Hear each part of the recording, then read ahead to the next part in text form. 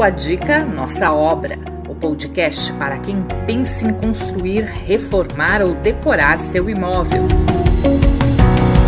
Apresentação de Flávio Falciano.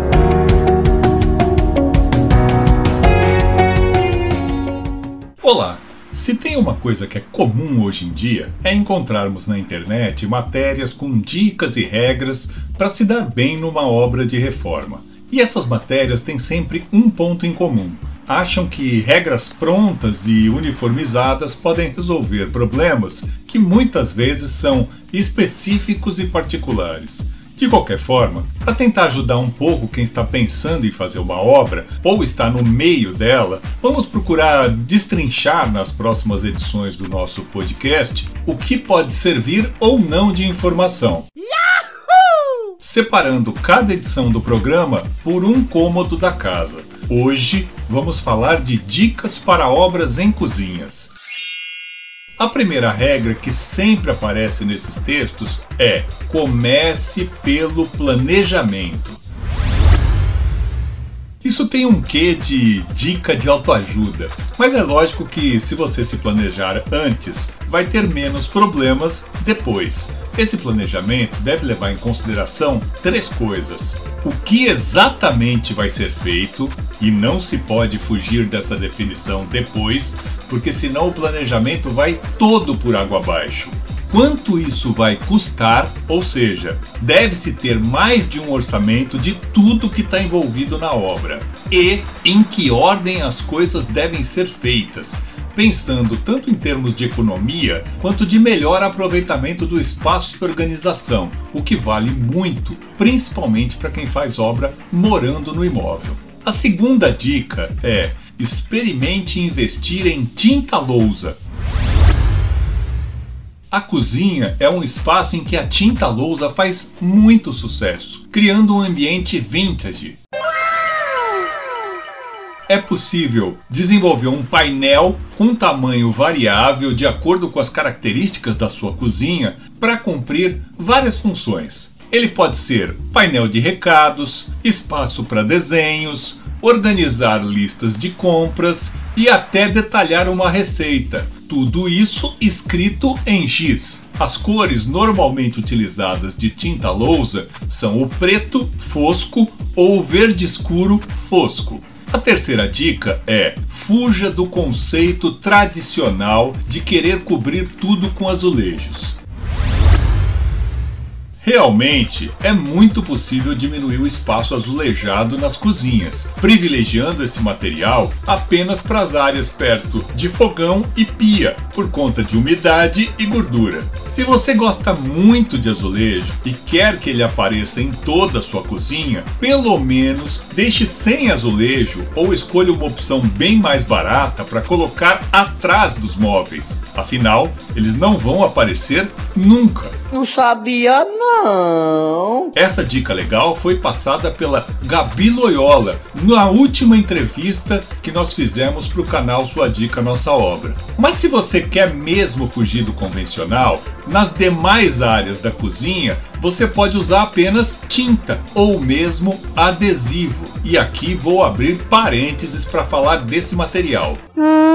Os adesivos podem ser uma opção bem interessante nas reformas de cozinha, principalmente se aplicados em 3 situações diferentes. Nas paredes, para substituir azulejos antigos sem ter quebra-quebra, ou para decorar uma parede sem azulejos.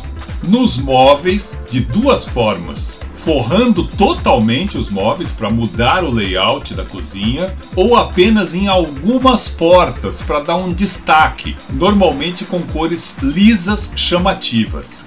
E nos equipamentos, principalmente geladeira e freezer, deixando essas peças revitalizadas e mudando completamente a decoração do espaço. A quarta dica é: procure sempre trocar as torneiras.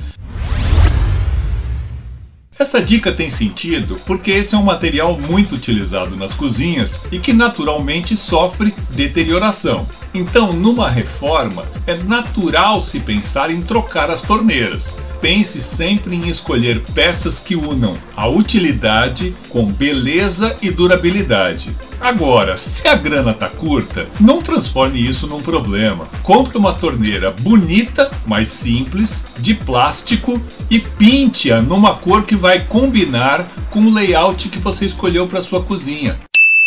Essa dica legal foi passada pelo casal português Marco e Sandra num dos vídeos do nosso canal. Confira lá. A quinta dica é: dê um toque de verde ao ambiente. Cada vez mais a gente vê que as plantas estão ocupando todos os espaços da casa. Tem gente que adora isso, outros nem tanto, mas na cozinha pode ser uma opção muito interessante. Você pode, por exemplo, criar pequenas hortas verticais penduradas com um puxador chumbado no teto, unindo decoração com utilidade. Afinal, você pode ter vasinhos de temperos frescos pendurados, deixando o espaço mais bonito e ao mesmo tempo te auxiliando no preparo de vários pratos. A sexta e última dica é: aposte em pisos alternativos. Quando se fala em reforma, a troca do piso é um grande problema. Primeiro, porque gera um monte de entulho. Em segundo lugar, porque você tem que pagar para quebrar tudo, pagar para retirar o entulho, pagar para nivelar o contrapiso e pagar para aplicar o novo revestimento. Uma alternativa que algumas pessoas pensam sempre é colocar piso sobre piso. Isso é viável em alguns imóveis, mas impensável em outros, porque a altura do novo revestimento a mais pode gerar uma série de outros problemas. Nesse sentido, uma possibilidade a se pensar é a colocação de piso vinílico na cozinha. Ainda existe muito preconceito contra isso, mas os pisos fabricados recentemente já apresentam bons resultados em relação a áreas molhadas. É claro que não vai dar para lavar o chão da cozinha, mas não há qualquer problema em passar um pano úmido com detergente adequado. Espero que essas dicas tenham ajudado a planejar melhor sua reforma na cozinha. Na semana que vem tem mais. E não deixe de acompanhar nosso canal no YouTube e as nossas páginas no Facebook e Instagram. Até lá!